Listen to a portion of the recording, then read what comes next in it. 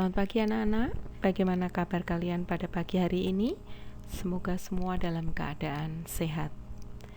Sebelum kita mulai pelajaran pada pagi hari ini, marilah kita terlebih dahulu berdoa. Menurut agama dan kepercayaan kita masing-masing, berdoa dipersilahkan.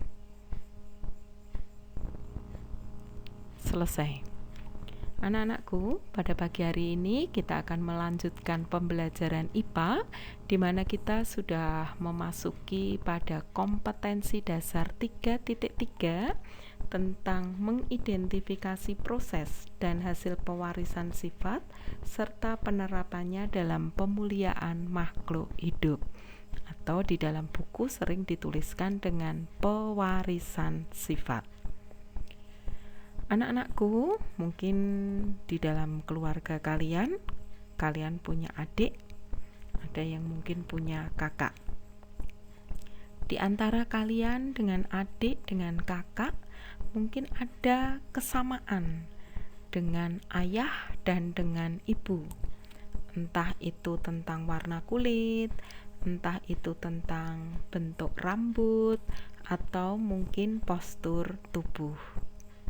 Nah, kesamaan-kesamaan itu dikontrol oleh yang namanya gen yang diwariskan dari orang tua kalian.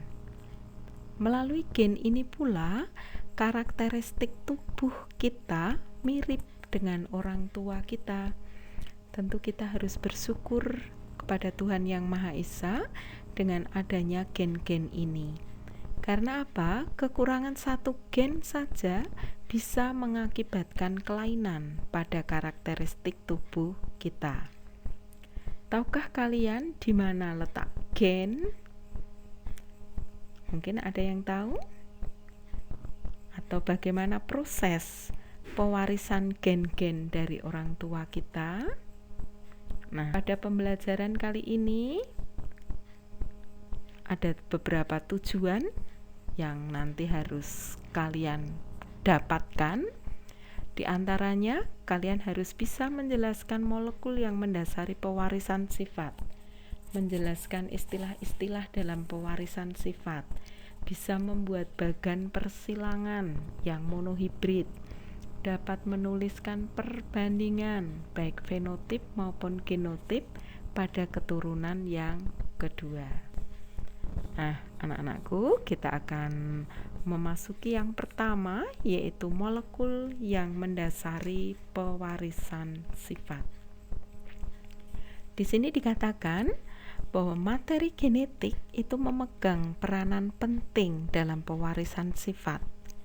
Setiap sifat dan karakteristik yang ada di setiap orang adalah warisan dari orang tua yang diwariskan melalui materi genetik.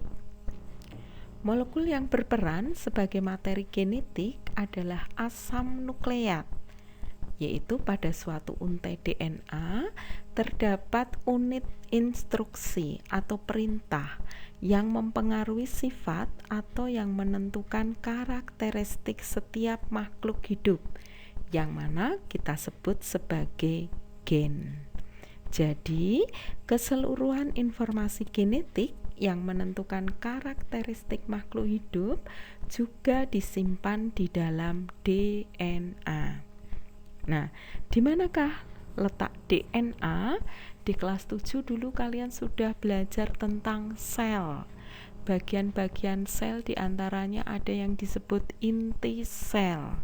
Nah, di dalam inti sel itulah terletak DNA. Struktur DNA itu mempunyai seperti untai ganda, ya, membentuk heliks atau berbentuk ulir. Sedangkan kalau RNA itu hanya satu untai saja.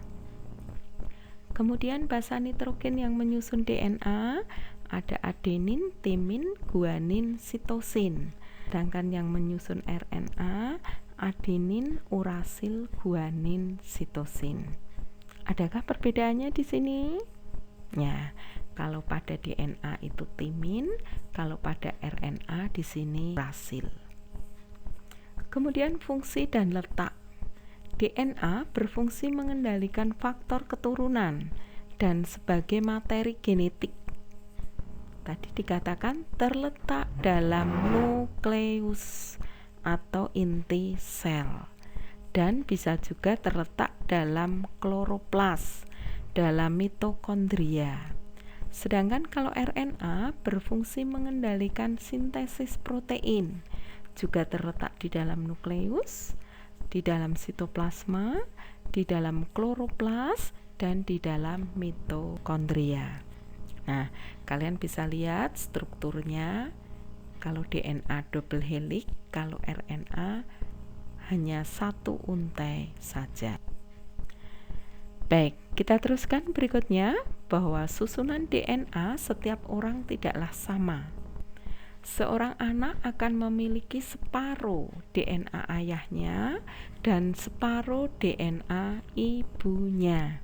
Oleh karena tadi, ya, kalian mungkin ada yang punya warna kulit sama seperti ibunya, tetapi mungkin kalian punya rambut yang sama seperti ayah kalian.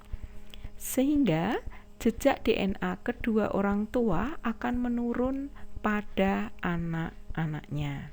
Nah, kita lihat di sini ada contoh DNA, ya. Jadi seorang ayah dan ibu mempunyai sidik jari DNA seperti pada gambar. Kalian lihat, seorang ibu gambarnya di situ ada biru tua, biru muda. Ayah coklat tua, coklat muda. Kemudian ayah dan ibu ini mempunyai 4 orang anak. Sidik jari DNA orang tua dengan keempat anaknya. Anak perempuan yang pertama, kalian lihat, yang kedua. Kemudian anak laki-laki yang pertama, anak laki-laki yang kedua. Kemudian sekarang kita lihat.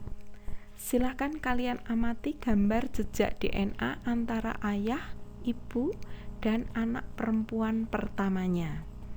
Adakah kesamaannya? Nah, ada ya di sini biru ibu, anak perempuannya juga ada birunya. Kemudian ayah coklat, ya, anak perempuan pertama juga coklat. Berarti kesimpulannya anak perempuan ini yang pertama adalah anak dari ayah dan ibu. Sekarang kita amati anak perempuan yang kedua. Adakah sama jejak DNA-nya? Di situ ada biru, berarti sama punyaan ibu. Tetapi pada anak perempuan yang kedua ini tidak memiliki jejak DNA yang sama dengan ayahnya. Karena anak perempuan yang kedua ini jejak DNA-nya merah, sedangkan ayah tadi coklat. Berarti bisa disimpulkan anak perempuan yang kedua ini anak dari si ibu, tetapi beda ayah. Kita lihat sekarang anak yang ketiga, yaitu anak laki-laki yang pertama. Apakah di sini punya jejak DNA sama dengan ayah dengan ibunya? Kalian lihat, anak laki-laki yang pertama ini punya jejak DNA warna biru, berarti sama dengan ibunya. Coklat, berarti sama dengan ayahnya. Berarti anak laki-laki yang pertama ini juga anak dari mereka. Dan yang terakhir, yaitu anak laki-laki yang kedua. Kalian lihat jejak DNA-nya. Adakah kesamaan? Ya, tidak sama ya. Jadi karena anak laki-laki yang kedua itu jejaknya hijau, hijau muda. Jadi tidak ada kesamaan dengan ibu dan ayah. Berarti kesimpulannya anak laki-laki yang kedua ini bukan anak dari ibu dan ayah, tetapi anak laki-laki yang kedua ini bisa merupakan anak angkat. Ya, demikian ya tadi. Sekarang kita teruskan berikutnya, yaitu tentang kromosom. Kromosom apa toh kromosom itu? Ya. Jadi di dalam kromosom itu terdapat gen, ya. Nah, kromosom di sini terdiri dari lengan dan sentromer. Sehingga bentuk-bentuk kromosom di sini ada yang metasentrik, submetasentrik, akrosentrik, telosentrik, ya, tergantung letak dari sentromernya. Kemudian, kromosom pada tubuh itu selalu berpasangan. Misalnya pada manusia, jumlahnya 23 pasang. Sedangkan kromosom pada sel kelamin tidak berpasangan. Jadi jumlahnya setengah dari kromosom sel tubuh. Nah, berikut ada tabel untuk jumlah kromosom pada makhluk hidup. Ya, silahkan nanti kalian baca sendiri. Misalnya manusia, jumlah kromosomnya 46. Berarti kalau berpasangan 23 pasang. Kita akan teruskan berikutnya, yaitu istilah-istilah di dalam pewarisan sifat, di mana nanti yang akan kita gunakan dalam persilangan. Yang pertama yaitu parental, sering disingkat dengan huruf P, artinya induk atau orang tua. Yang kedua yaitu filial, sering disingkat dengan huruf F, artinya keturunan atau anak atau cucu. Yang ketiga yaitu genotip.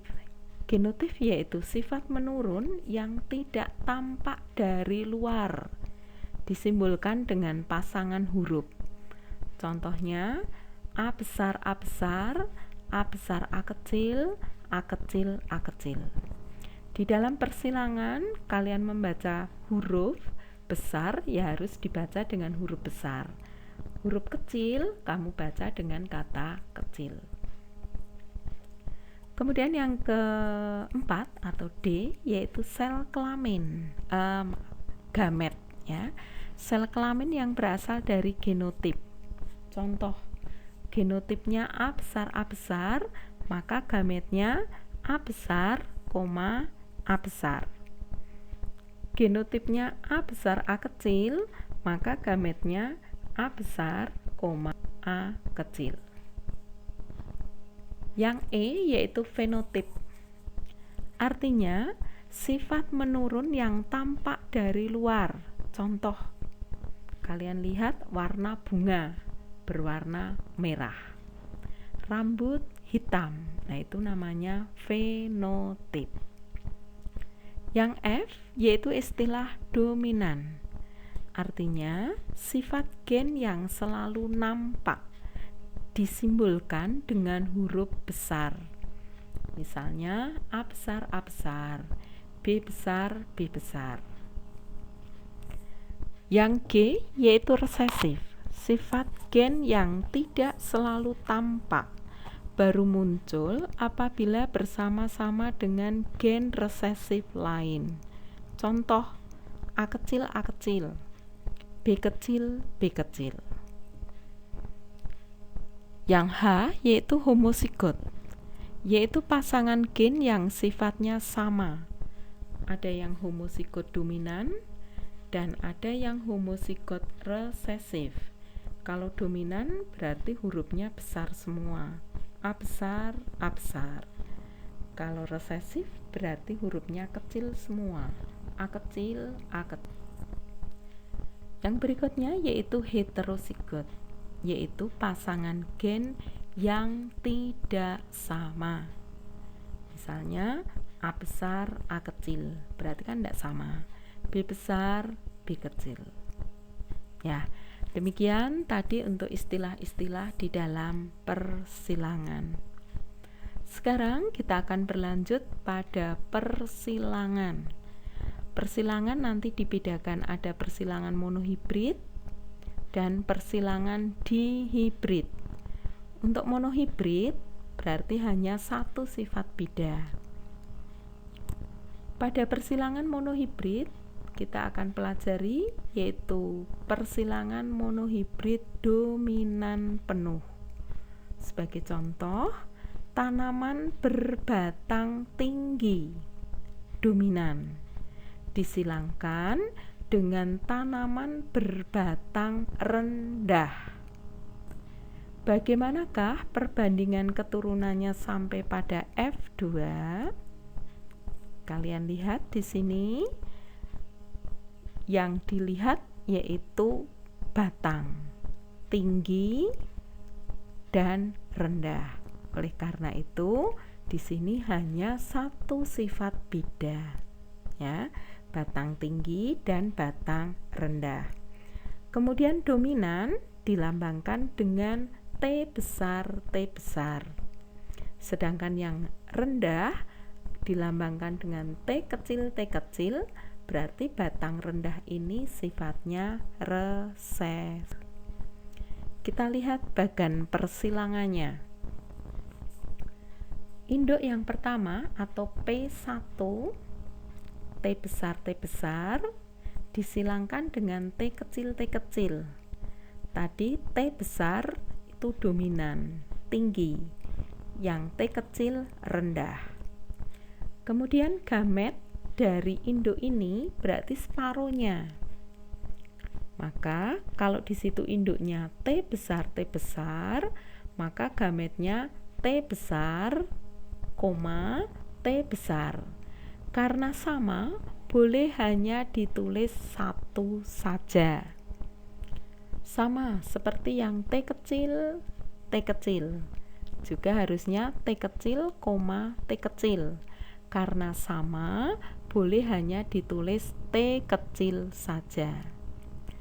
Kemudian keturunan yang pertama berarti gametnya digabungkan, T besar ketemu T kecil. Karena T besar tadi dominan, tinggi, maka sifat tinggi menutupi yang rendah, sehingga pada F1 muncul fenotip tinggi. Kemudian kalau terjadi persilangan antar sesama F1, maka T besar T kecil disilangkan dengan T besar T kecil. Ingat, T besar T kecil tadi tinggi, ya, berarti disilangkan dengan tinggi. Gametnya separuhnya. Karena ini berbeda, maka ditulis semua. T besar, T kecil. T besar, T kecil. T besar, T kecil. T besar, T kecil. Ya, maka kita gabungkan T besar ketemu T besar. Nih. Jadi T besar, T besar. T besar ketemu T kecil. T besar, T kecil. Di sini T kecil ketemu T besar. Dalam aturan penulisan, kalau di situ ada huruf besar ketemu huruf kecil, ya, maka yang ditulis di depan huruf besarnya terlebih dahulu. Sehingga di sini nulisnya tetap T besar, T kecil. Kemudian T kecil ketemu T kecil. Maka di sini ketemu T kecil, T kecil. Nah, bagaimana perbandingan fenotip dan genotipnya? Fenotip itu sifat yang tampak, berarti tinggi dan rendah. Nah, dalam hasil F2 tadi, jumlah tingginya ada 3, rendahnya ada 1. Maka perbandingan fenotip pada F2-nya yaitu tinggi dibanding rendah sama dengan 3:1. Kemudian untuk perbandingan genotip pada F2-nya yaitu T besar dibanding T besar T kecil dibanding T kecil T kecil. Jumlah T besar tadi 1. T besar T kecil jumlahnya ada 2. T kecil ada 1. Maka perbandingannya 1 banding 2 banding. Ya, demikian anak-anakku penjelasan singkat tentang pewarisan sifat pada pertemuan minggu kali ini. Nah, sebagai tugas kalian yaitu kalian nanti melengkapi bagan persilangan monohibrid dominan penuh dengan menempatkan jawaban yang sudah tersedia ke dalam bagian-bagan yang sesuai. Berarti setelah ini silahkan kalian buka di asesmen atau tugas. Kalian cari di sana ya. Kemudian selamat mengerjakan. Semoga semua dalam keadaan sehat. Jangan lupa selalu berdoa. Terima kasih, salam sehat selalu. Dah.